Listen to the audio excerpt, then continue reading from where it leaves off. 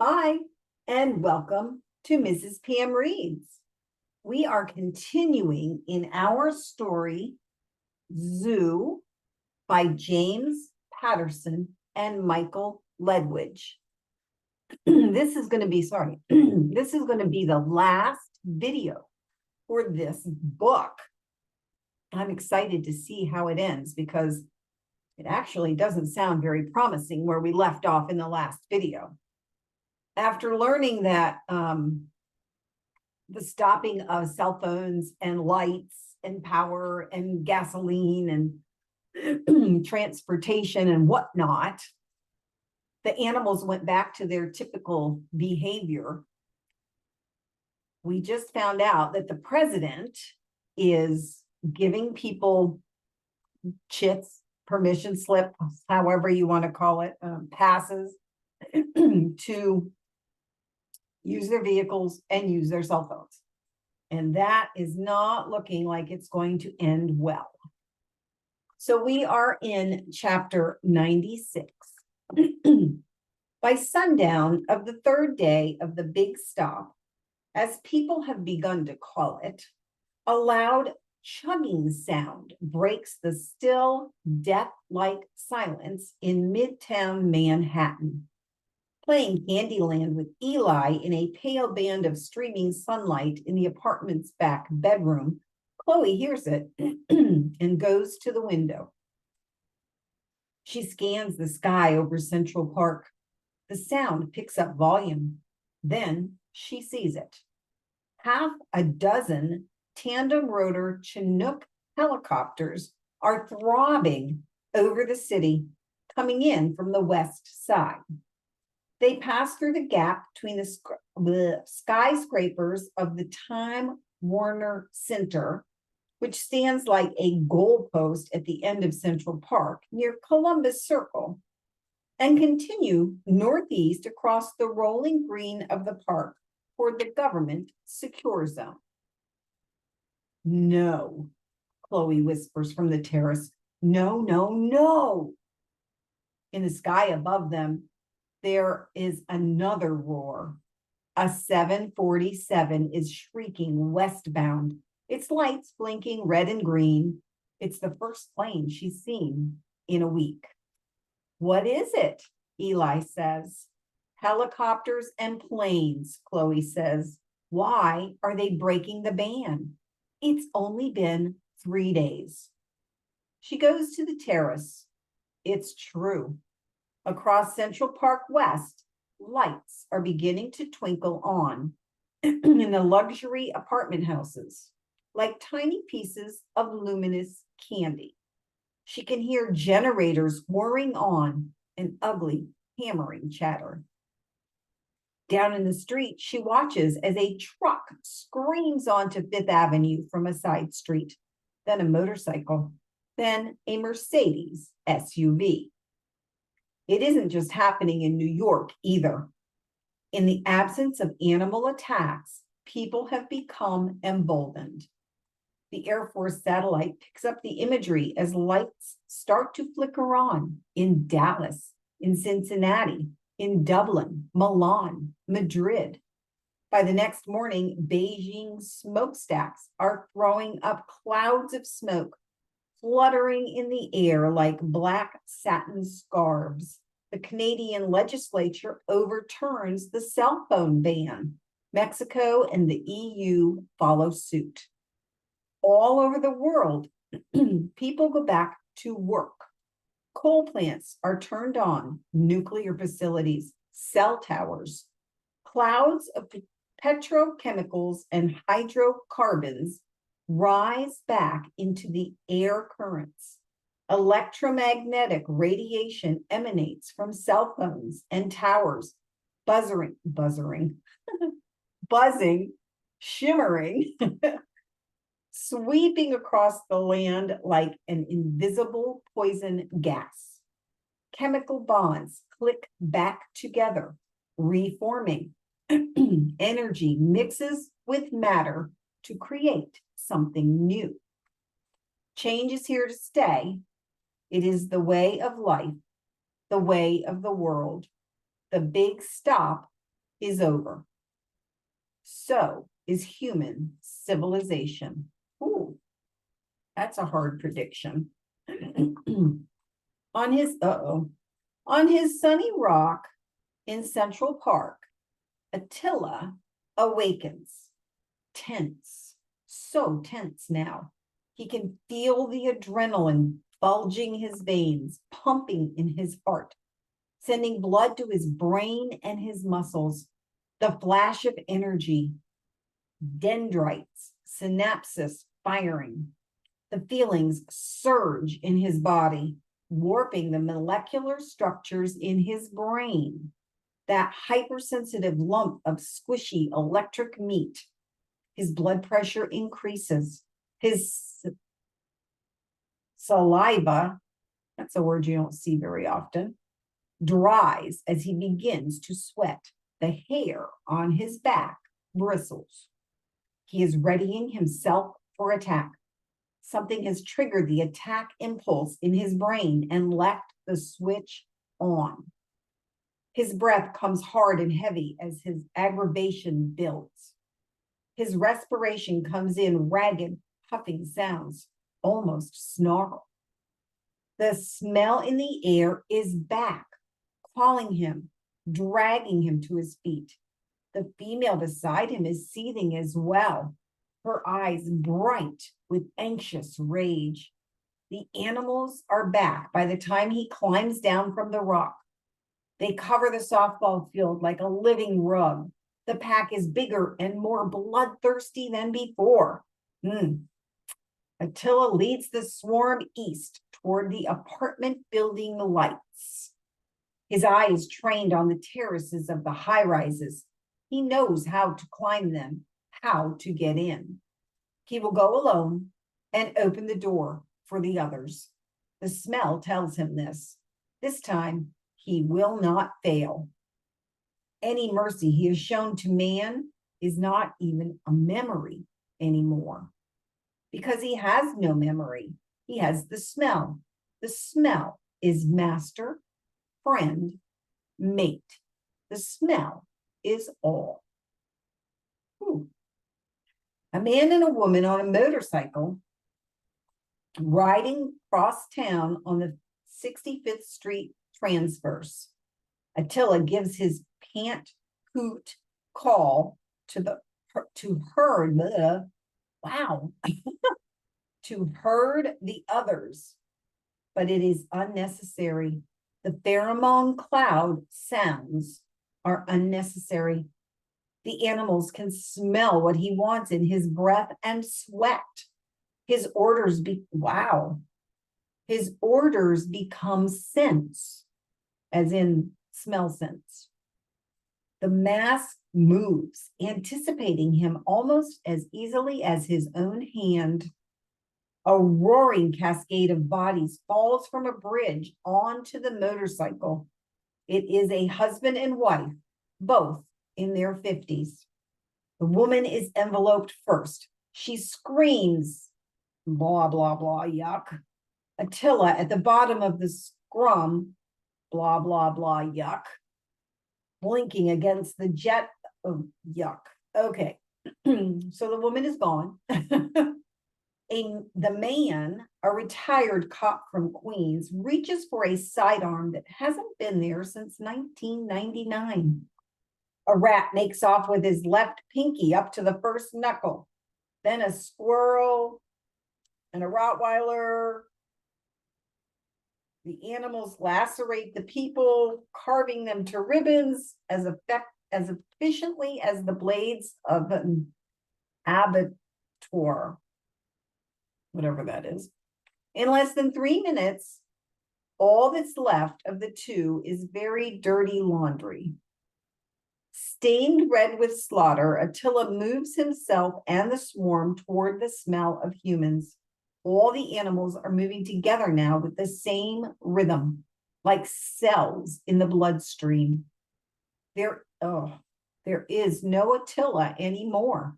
He is bigger now. Something else has broken through, taken over. He is only energy now, a soulless organization of bones and blood and meat, propelled by electricity and surging chemicals. He moves towards the sounds, toward the lights. This is not sounding like a good ending. Chapter 98. Ah, how quickly the tide turned back, the blood-red tide.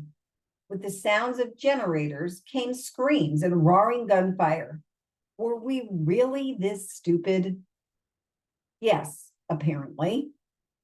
It was just coming on midnight when the door of my trailer whacked open and Alvarez darkened the doorway behind it.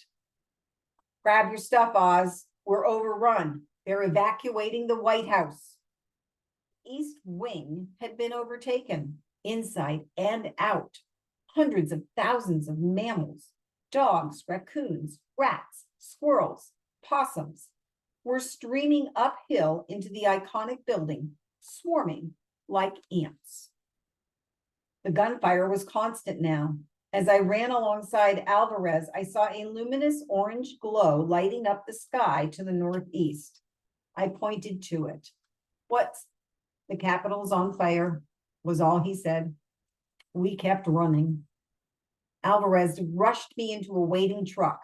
The Marine Guard at the east gate was down, blood running over his dress blues, his face chewed off. Alvarez glanced at him, raised his AA-12, and squeezed a lackadaisical stream of firepower in the direction of the handful of mold-spotted dogs still working on the body. God help us, Alvarez said, crossing himself. Help us, I said. God destroyed Sodom and Gomorrah, didn't he? I know I'm just a scientist, but it looks like we pissed him off again. An hour later, I was wheels up in the air on an Air Force 737 back to New York. With the White House overrun, a new plan had been hatched. The government was moving north. Extremely north. About as north as you could get, actually. The scientists and government were supposed to pack up and regroup at Thule Air Base in northern Greenland, 750 miles north of the Arctic Circle. The only good thing to say about it was that we were coming to New York first to get the other scientists who had come to the meeting. Great, I thought. That means I get to spend the apocalypse holed up in an igloo with Harvey Saltonstall. Then they told me Harvey had been mauled to death by dogs. Oh, I said. They said family had to stay behind, but I was having none of it. I found Leahy up near the plane's cockpit, reluctant to throw any of my weight around up until this point. I threw it now, as hard as I could. You either have my wife and kid on the tarmac, Leahy, or you shitheels can go to Greenland and figure it out by yourselves. When Chloe and Eli came through the airplane's door, I tackled them into a seat. We hugged each other and cried for about 10 years. For a short, dark time, I thought I might never see them again. But luckily, for once, I was wrong. The plane kicked its heels and was airborne again. It began to rain when we were zipping over Canada, but the plane ascended to a higher altitude. As we broke above the clouds, a bright, luminous glow came into the cabin. High off to our right, a full moon was rising, bright and clear in the cold, and the clouds skirted by beneath us like a river of silver silk. That's when Eli saw something. Daddy, look! He was sitting in my lap, pointing out the window.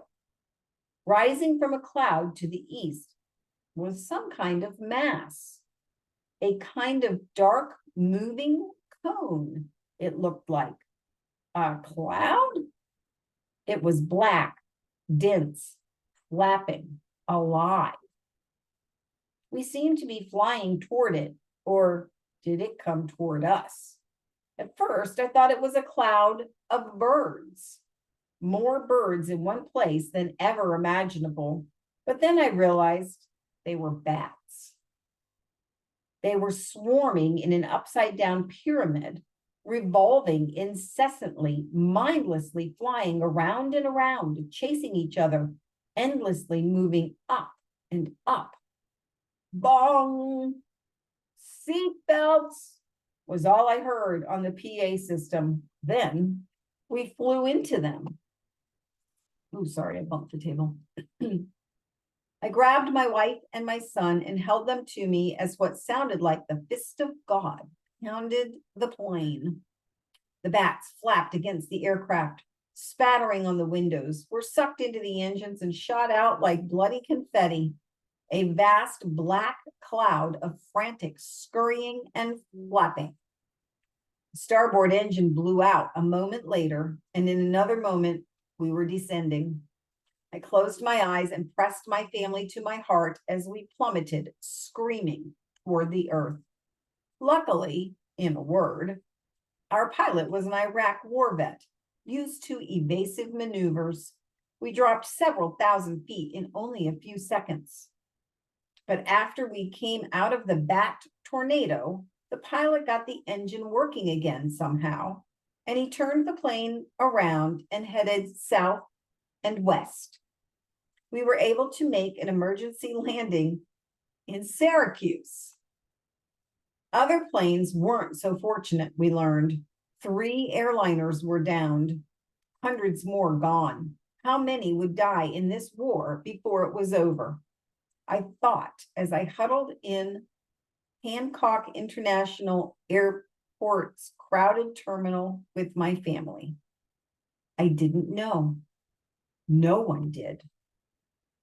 And now we're at the epilogue. So we still don't really have a conclusion. All right, let's hope this wraps it up for us. And in a good way. I like a happy ending. All right. Thule Air Base in Greenland. Part of me still believes that it's possible to turn the world around. I don't know how yet, but we will. The greatest known power in the universe is the resilience of man, coupled with his intellect. He tinkers and tests and fights, through to solutions. Sorry, I had a yawn. How noble in reason, as Hamlet said, how infinite in faculty, in apprehension, how like a god. I know we will make it because from where I write this, I can see my son, Eli. As I look upon his innocent face, so like his mother's, there is only one thing, one feeling that lingers. The love my mother and father gave me grows inside of him day by day, and one day he will pass it on to his wife and child, and it will continue. We will survive because although we make a mess of things, we have the hope and faith and will to make things better for ourselves and for those we love. Make things better is what we do, isn't it? I don't know. Maybe. I am recording this from a bunker. It's November, the cold season, and temperatures here hover around minus 10 degrees Fahrenheit. It is dark outside now. It's almost always dark here in our new frigid home. The wind makes the walls shudder. I hear its constant whistling howl, even in my dreams now, as if the earth itself is in mourning. In the nearly 24-hour darkness, 60-mile-an-hour winds howl off the mountain onto the white desert of the ice cap. Almost no mammals live here, so we are blissfully safe in using our generators and radios. Lucky us. No matter how bad it is, I put on my Arctic suit and go outside once a day to stare forlornly at the brutal horizon. I consider it a pilgrimage of sorts, a penance for my sin, for all our sins. It doesn't make me feel better, but I do it anyway. I guess I have finally found religion, in a way. I suppose the end of the world will do that. There have been several suicides, mostly among Washington people, senators and representatives accustomed to soft living. There is no soft living now. Communication with the continental US is sporadic. Supplies still seem to be coming in, but there are rumors of chaos back in the States. Lawless bands of people roam the streets, fighting animals and one another. For years, some in our country have advocated modern man's return to nature. It seems as though they have finally gotten their wish. In the hours of isolation and boredom, I think about what has happened. Unlike many of my colleagues, I don't blame technology. Petroleum improved human life. So did cell phones. No one knew the combination of the two would eventually lead to a biological disaster. We screwed up. It happens. But I dreamed that dream again last night. I dream it often. The dream of the death spiral. The ants I saw once in Costa Rica. There was a circle in the sand, the squirming black whirlpool, thousands and thousands of ants, all running together in an endless circle. Blindly, they follow each other, each one locked onto the pheromone trail of the ant in front of him, running themselves in circles, running themselves to death, a closed loop, a snake biting its tail, a symbol of futility. Locked in their loop, the ants run around and round in circles, desperate, stupid, and doomed. And that's the end. Man. Okay. That's a disappointing ending for me. I don't know how you feel about it. I do like